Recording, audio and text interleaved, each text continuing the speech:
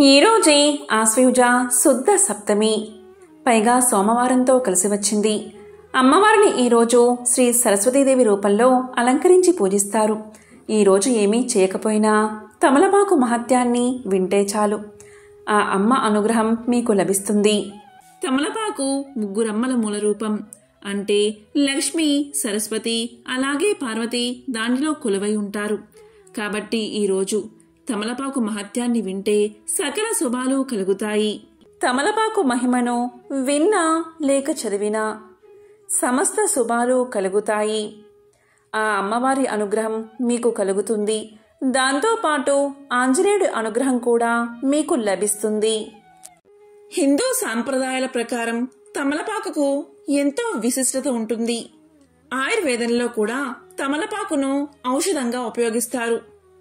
ఏ ఇంట్లో అయితే తమలపాకు చెట్టు ఉంటుందో ఆ ఇంట్లో శనీశ్వరుడికి తావు ఉండదు అని పండితులు చెబుతున్నారు.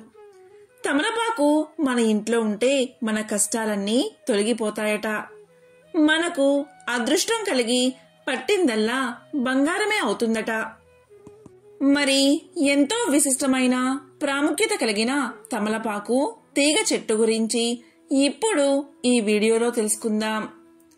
విన్నంతనే సకల శుభాలను కలగజేసే కథను కూడా ఇప్పుడు తెలుసుకుందాం.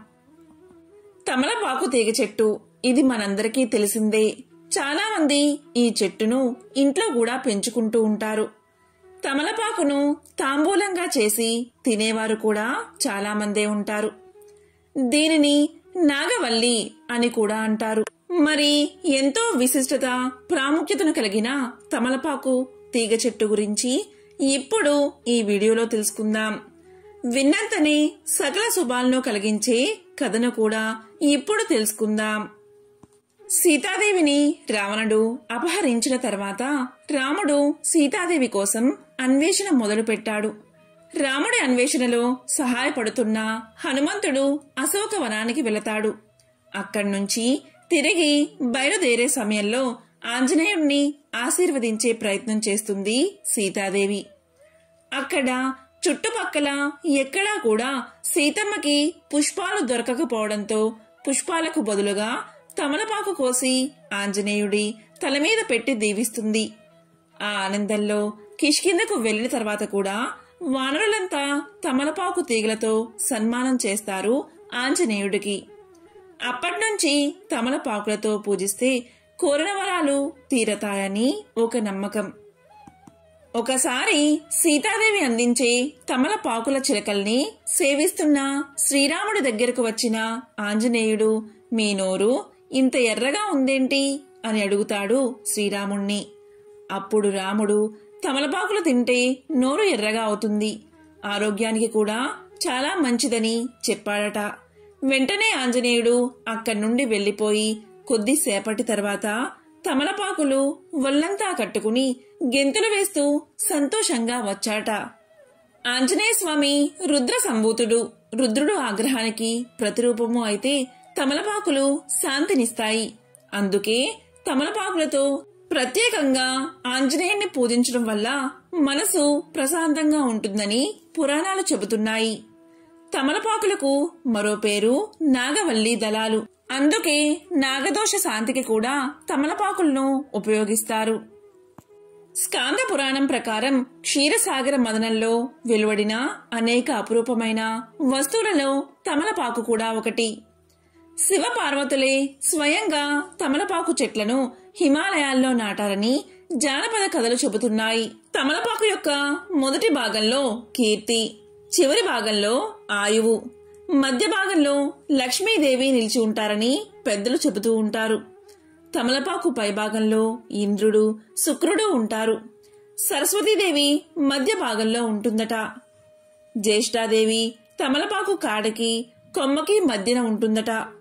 విష్ణుమూర్తి తమలపాకులో ఉంటాడు.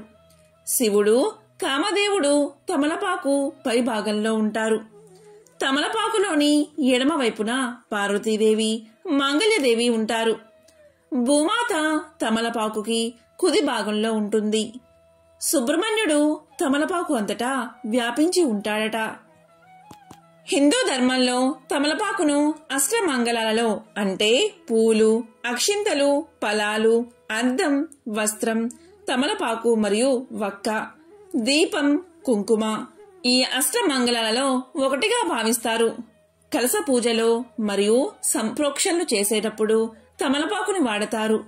పూజలలో, నోములలో, వ్రతాలలో తమలపాకు మొట్టమొదట ఉండవలసిన వస్తువు. పసుపు గణపతిని, గౌరీదేవిని తమలపాకుపైనే అధిష్ఠింపచేస్తాం. భారతదేశంలో తాంబూల సేవనం చాలా ప్రాచీనమైన అలవాటు. భగవంతుని పూజలోనూ, అతిథి మర్యాదల్లోనూ దక్షిణ ఇచ్చేటప్పుడు భోజనానంతరం తమలపాకుని తప్పనిసరిగా ఉపయోగిస్తారు. దంపతులు తాంబూల సేవనం చేయడం వల్ల వారి అనురాగం రెట్టింపు అవుతుందని పెద్దలు చెబుతూ ఉంటారు. తమలపాకు చెట్టు గనుక మన ఇంట్లో ఉంటే మనకు ఎటువంటి గ్రహదోషాలు ఉండవు. భూత, ప్రేత, పిశాచాలు మన ఇంటి దరిదాపుల్లోకి కూడా రావు.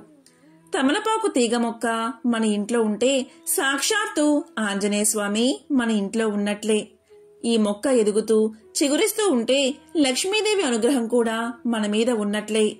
అలాగే అప్పులు తీరి ఆర్థికంగా బాగుండాలన్నా కూడా తమలపాకు చెట్టును మన ఇంట్లో పెంచుకోవాలి.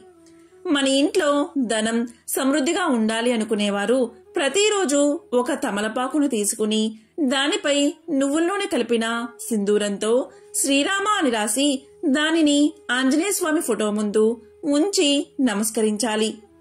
మరుసటి రోజు ఉదయం దాన్ని తినడం కానీ పారే నీటిలో వేయడం కానీ చెయ్యాలి. అంతేకాని ఆ ఆకును చెత్త బుట్టల్లో అందరూ నడిచే చోట వేయకూడదు.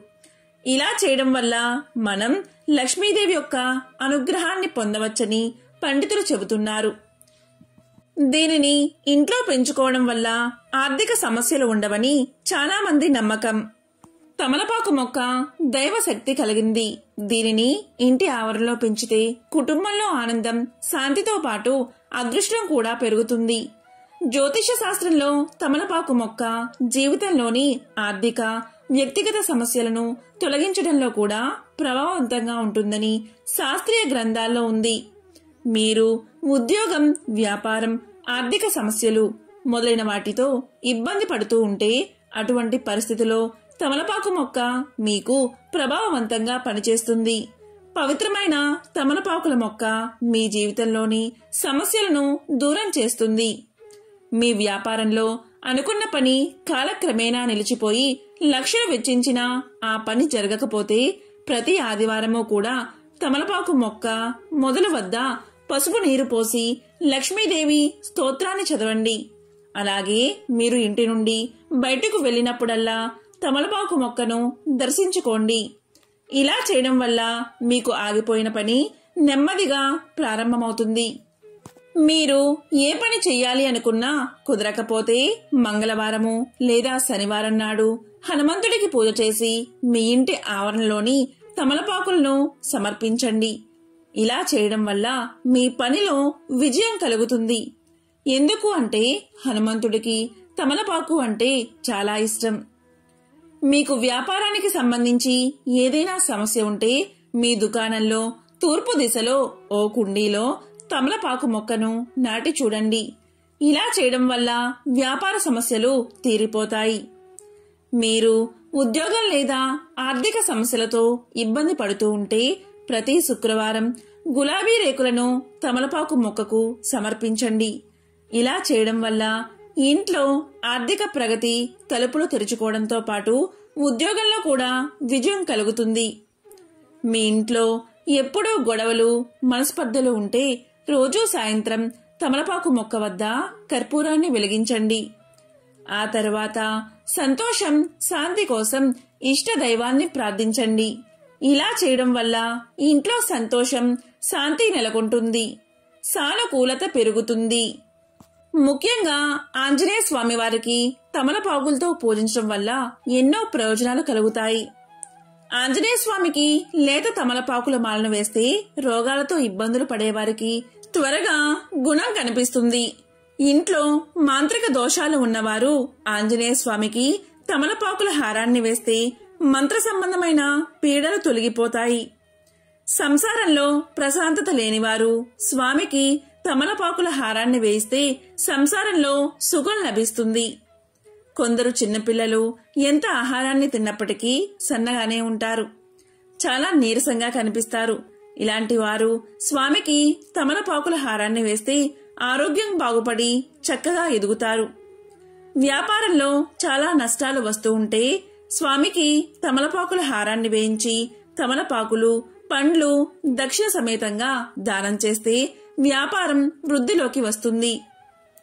ఏ వ్యక్తి అయితే హీనంగా చూడబడతాడో అటువంటి వ్యక్తి స్వామికి తమలపాకుల హారాన్ని సమర్పిస్తే సంఘంలో గౌరవం లభిస్తుంది. శనైశ్చర దృష్టి ఉన్నవారు ఆంజనేయ స్వామికి తమలపాకుల హారాన్ని వేస్తే శనీశ్వరుడి అనుగ్రహం కలుగుతుంది. వైద్యపరంగా నయం కాని వ్యాధులు ఉన్నవారు స్వామికి తమలపాకుల హారాన్ని వేస్తే ప్రసాదాన్ని స్వీకరిస్తే అన్ని రోగాలు నయమవుతాయి. సుందరకాండ పారాయణం చేసి స్వామికి తమలపాకుల హారాన్ని వేస్తే అన్ని కార్యాలలో విజయం సిద్ధిస్తుంది. హనుమాన్ చాలీసా చదివి స్వామిని ప్రార్థించి తమలపాకుల హారాన్ని వేస్తే పరమాత్ముని అనుగ్రహం కలుగుతుంది. తాంబూల దానంతో గంగాదేవి ఎంతో సంతృప్తి పడుతుంది. శనిదోషం ఉన్నవారు తమలపాకు మాల సమర్పిస్తే శనీశ్వరుడి ప్రభావం తగ్గుతుంది. ఈ విధంగా తమలపాకులను సమర్పించడం వల్ల ఆర్థిక సమస్యలు తొలగిపోతాయి. ఆర్థిక సమస్యలే కాకుండా మనకు వచ్చే అనారోగ్య సమస్యలను తగ్గించడంలో కూడా తమలపాకు ఎంతగానో ఉపయోగపడుతుంది. గొంతు నొప్పిని తగ్గించడంలో తమలపాకు రసం ఎంతగానో ఉపయోగపడుతుంది. ఈ ఆకులలో ఫైబర్ అధికంగా ఉంటుంది. వీటిని తినడం వల్ల జీర్ణశక్తి మెరుగుపడుతుంది. తమలపాకులు తెల్ల రక్త కణాలను వృద్ధి చేస్తాయి. ఎలాంటి ఇన్ఫెక్షన్స్ దరిచేరకుండా కాపాడతాయి. మోనోసైట్లను పెంచి శరీరానికి చెడు చేసే బ్యాక్టీరియాను నాశనం చేస్తుంది. అంతేకాకుండా తమలపాకులను తింటే తిన్న ఆహారం సులభంగా జీర్ణమవుతుందని ఆయుర్వేద వైద్యులు తెలియజేస్తున్నారు. అందుకే చాలా మంది తాంబూలం, పాన్ రూపంలో దీన్ని తీసుకుంటారు. నూనెలతో కూడిన వంటకాలు, మాంసాహార పదార్థాలు తిన్నప్పుడు ఒక్క తమలపాకు తాంబూలాన్ని తీసుకుంటే చాలు, వెంటనే ఆహారం జీర్ణమవుతుంది. ఇందులో ఉండే పిపిరాల్ ఏ, బి అనేవి కాలేయం శుద్ధి చేయడంలో చాలా బాగా పనిచేస్తాయని ఆయుర్వేద నిపుణులు చెబుతున్నారు. ఆకలి కోసం ఆకలి అనిపించినప్పుడు, నోటికి రుచి లేనప్పుడు 2 తమలపాకులు నమిలితే ఆకలి వేస్తుందని నిపుణులు చెబుతున్నారు. ఆకలి వేయకపోతే 2 తమలపాకులు నమిలితే చాలని వైద్య నిపుణులు పేర్కొంటున్నారు. కడుపు ఉబ్బరంగా ఉంటే 2 తమలపాకులు తీసుకుని చేతితో నలిపి వాటిని పాలలో కలుపుకుని తాగితే బ్లోటింగ్ సమస్య చిటికలో తగ్గిపోతుంది. ఇలా చేస్తే వెంటనే ఉపశమనం కలుగుతుందట. తలనొప్పికి కానీ మైగ్రేన్కి కానీ తమలపాకులు దివ్య ఔషధంలా పనిచేస్తాయి. తరచూ ఈ సమస్యతో బాధపడేవారు తమలపాకుల రసంతో కాసేపు మసాజ్ చేస్తే తలనొప్పి తగ్గుతుందట. ప్రతిరోజు తమలపాకులు తీసుకుంటూ ఉంటే మెంటల్ హెల్త్ చాలా బాగుంటుందట. అలాగే డిప్రెషన్ సమస్య నుంచి కూడా ఉపశమనం పొందవచ్చని ఆరోగ్య నిపుణులు పేర్కొంటున్నారు. అరుగుదలకు తమలపాకు ఎంతో మేలు చేస్తుంది. జీర్ణ ప్రక్రియలో అరుగుదలకు సహకరించే యాసిడ్స్ ను ఉత్పత్తి చేయడానికి తమలపాకు సహకరిస్తుంది. ఎప్పుడైనా చిన్న గాయాలు కానీ వాపు, నొప్పి కలిగితే తమలపాకులని నొప్పి ఉన్న చోట ఉంచాలి. వీటి రసంతో మసాజ్ చేస్తే నొప్పులు కూడా తగ్గుతాయి. తమలపాకులు తినడం వల్ల కఫం రాదు.